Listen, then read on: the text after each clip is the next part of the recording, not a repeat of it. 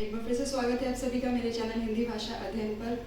आज की जो वीडियो है वो विशेषण पर है और वैसे तो मैं खुद भी विशेषण की वीडियो बनाने वाली थी, लेकिन मेरे दर्शकों से भी मुझे कमेंट में जो है लिखा हुआ मिला कि विशेषण पर मैं वीडियो बनाऊं, तो आज हम पढ़ेंगे विशेषण। देखिए विशेषण क्या होता है। संज्ञा और सर्वनाम की विशेषता बताने वाले शब्दों को विशेषण कहते हैं। कैसी विशेषता? जैसे संज्ञा शब्द ले लें हम, सपोज एक ले लें राम।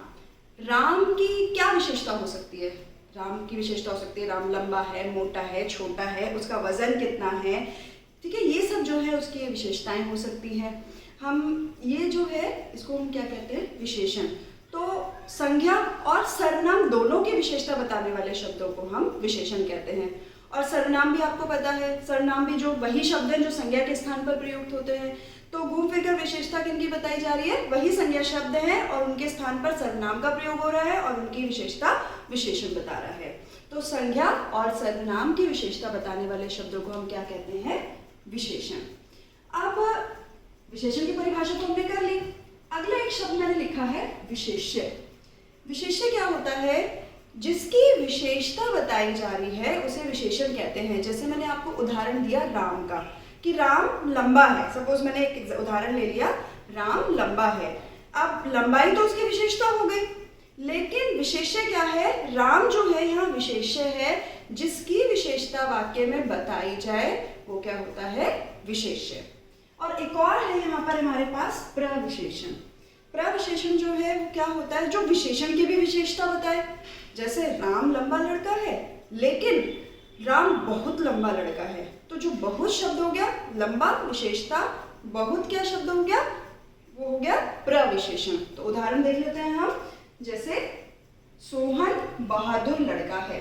अब इसमें एक बार मैं आपको बताऊंगी कि विशेषण विशेष है। बहादुर क्या है? विशेषण।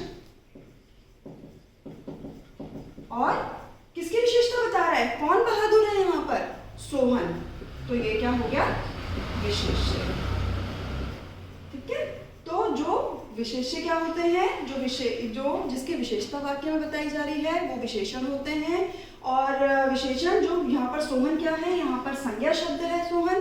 तो सोहन की विशेषता क्या है? कि वो बहादुर है और सोहन यहाँ पर विशेष्य है। एक और उदाहरण है, मोहन बहुत बुद्धिमान है।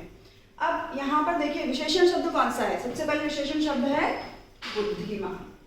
ये क्या है? हमारा विशेषण शब्द। और ये किसकी विशेषता बता रहा है? ये बता रहा है मोहन की विशेषता। ये विशेषण, ये विशेष्य। अब बीच में आप देख रहे हैं एक बहुत शब्द कि बुद्धिमान है, लेकिन बुद्धिमान में कैसा बुद्धिमान है? बहुत बुद्धिमान है। तो ये विशेषण की भी क्या कर रहा है? विशेषता बता रहा है। तो ये क्या है? हमारा प्रविशेषण। तो एक बार फिर से मैं रिपीट करती हूँ। विशेषण जो संज्ञा और सर्वनाम की विशेषता बताए उन्हें विशेषण कहते हैं। विशेष्य जिनकी विशेषता बताई जा रही है जिन शब्दों की, उन्हें विशेष्य कहते हैं। और प्रविशेषण विशेषण की भी विशेषता बताने वाले शब्दों को प्रविशेषण कहते हैं। अब आ जाते हैं विशेषण के भेदों पर।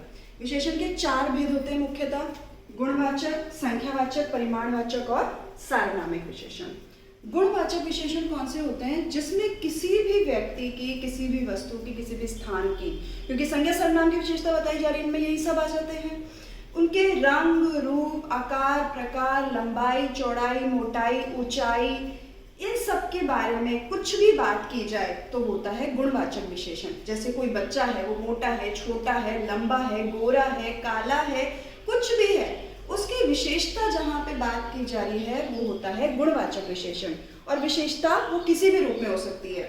और इसके अलावा जो गुणवाचक विशेषता कोई भी चीज़ है वो ठंडी है, गर्म है, नरम है, मुलायम है, कठोर है, तो जो ये सारी बातें होती हैं ये किस में आ जाती है? हमारे गुणवाचक विशेषण में। और गुणवाचक विशेषण का उदाहरण है, जैसे मैंने लिखा है यहाँ पे, रोहित लंबा लड़का है। तो लंबा क्या है? उसकी लंबाई बताई जा रही है। तो ये क्या है? हमारा गुणवाचक विशेषण। अब अगला जो हमारा विशेषण है वो है संख्यावाचक विशेषण।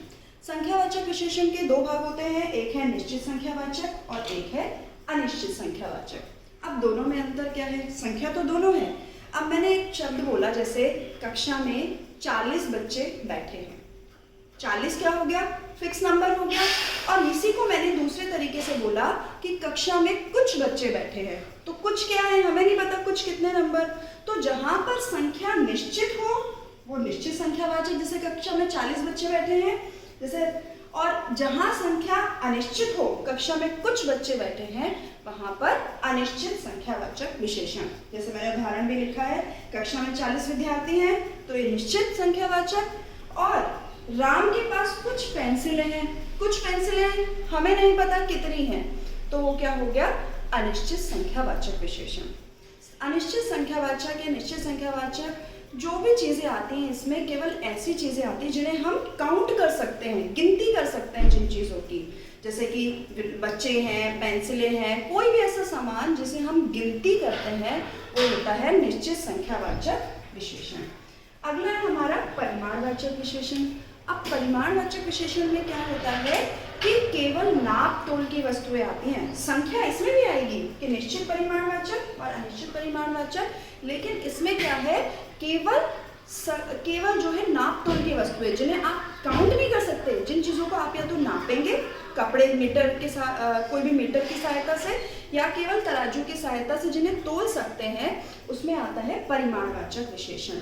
अब जैसे मैं उदाहरण लेती हूँ, जैसे एक बोरे में 50 किलो गेहूं है।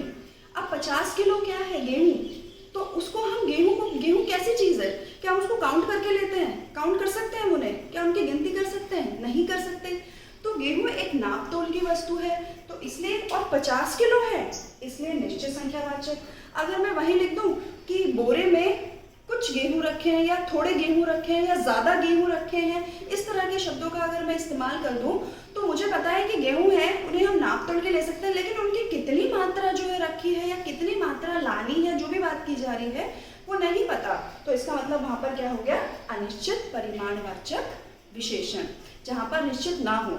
देखिए, सबसे ज्यादा जो गलती होती है बच्चों के माध्यम से, वो संख्यावाचक विशेषण और परिमाणवाचक विशेषण में होती है, क्योंकि बच्चे क्या करते हैं, संख्या देखी नहीं, उन्होंने देखा नंबर आ गया पेपर में, फटाफट से देखा कि एक फिक्स नंबर दिया हुआ है, तो तुरंत क्या लिख देते हैं, संख्यावाचक विशेषण। और जहां पर भी उन्होंने देखा कि कोई नंबर नहीं है, तो उसको अनिश्चित कर देते हैं, कई बार परिमाणवाचक कर देते हैं, कई बार संख्यावाचक कर देते हैं, क्योंकि उन्हें समझ ही नहीं आता है। हमें समझने की यहाँ बात जो है, जिन चीजों को हम केवल काउंट कर सकते हैं, गिनती कर सकते हैं, वो होता है संख्यावाचक, और जिन चीजों को हम खरीदते हैं या हमारे पास होती हैं, खरीदते तो हम दोनों ही हैं कि खरीद सकते हैं, हमारे पास है, या लोग हैं, व्यक्ति है, सामान है, कोई भी चीज है, गिनती वाली चीजें संख्यावाचक, और परिमाणवाचक जिन्हें केवल हम नाप तोल कर ही ले सकते हैं। जैसे कोई कपड़ा है, जैसे 2 मीटर कपड़ा, अब 2 मीटर कपड़ा क्या है, उसको आप गिनती करके तो नहीं ले सकते, तो वो परिमाणवाचक, कुछ कपड़ा अनिश्चित परिमाणवाचक, और 2 मीटर कपड़ा निश्चित परिमाणवाचक। तो गलती मत करिएगा, यहाँ बहुत अच्छे से ध्यान रखिएगा कि संख्या क्या है और परिमाण क्या है, काउंटेबल चीजें, नाप तोल की चीजें। ठीक है, एक और उदाहरण लेते हैं हम। अब तुम बाजार से 2 किलो आलू ले आओ। अब 2 किलो आलू लाने की बात की जा रही है। अब आप ये 2 नंबर आप देख रहे हैं, लेकिन ये 2 नंबर देखते आपको ये नहीं करना है कि संख्यावाचक हो गया, बिल्कुल नहीं, और निश्चित संख्यावाचक है, बिल्कुल नहीं। हमें देखना है आलू, किसकी विशेषता बताई जा रही है, कितने आलू लाने, 2 किलो। आलू नाप तोल की वस्तु है, तो परिमाणवाचक, और परिमाण में क्या है, निश्चित परिमाणवाचक। आगे है, टोकरी में कुछ फल रखे हैं। अब कुछ फल रखे हैं, हमें नहीं पता कि कितने फल रखे हैं, लेकिन फल को हम कैसे लाते हैं, तोल से लाते हैं, उनके हम तोल कर लाते हैं, तो इसका मतलब यहाँ पर क्या हुआ, अनिश्चित परिमाणवाचक विशेषण। मुझे उम्मीद है कि जो अनिश्चित परिमाणवाचक, निश्चित परिमाणवाचक और इसके अलावा संख्यावाचक के दोनों भेद आपको समझ आ गए होंगे। उसके बाद है सार्वनामिक विशेषण। सार्वनामिक विशेषण क्या होता है, जहां सर्वनाम से पहले, जहां विशेषण से पहले सर्वनाम का प्रयोग हो, उसे सार्वनामिक विशेषण कहते हैं। मतलब विशेषण शब्द है और उससे पहले एक सर्वनाम शब्द का प्रयोग हो गया, तो वो क्या है, हमारा सार्वनामिक विशेषण। जैसे उदाहरण है, यह सुंदर घर मेरा है। अब आप इसमें देख रहे हैं कि जो सुंदर शब्द है वो क्या है, विशेषण शब्द है, घर जो है वो विशेष्य है, लेकिन इस विशेषण से भी पहले किसका प्रयोग हो गया, सर्वनाम का प्रयोग। तो विशेषण से पहले सर्वनाम का प्रयोग होना सार्वनामिक विशेषण कहलाता है। अब सभी बच्चे जो है अच्छे से इसको समझेंगे, अच्छे से इसके थ्रू गो थ्रू होंगे, और इसके बाद जो है आप देखेंगे कि गुणवाचक, संख्यावाचक, परिमाणवाचक और सार्वनामिक विशेषण की क्या अलग अलग विशेषताएं हैं। मेरी वीडियो को लाइक और सब्सक्राइब करें। धन्यवाद।